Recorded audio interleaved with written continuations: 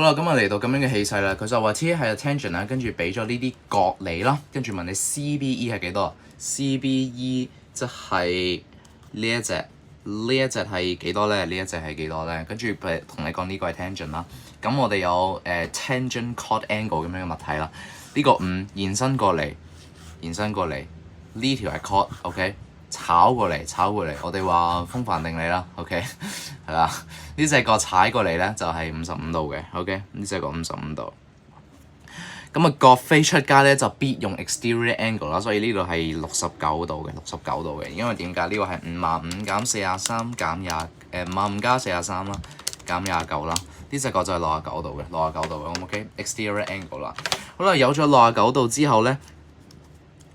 我哋就可以知道呢隻角咧就係幾多嚟，因為4點共圓，呢隻角咧就係180度啦，減55再減43啦，即係82度啦。最後有呢隻就揾到呢隻角係幾多？就係180減翻29再減翻82嘅，就係69度啦，答案就係 B boy。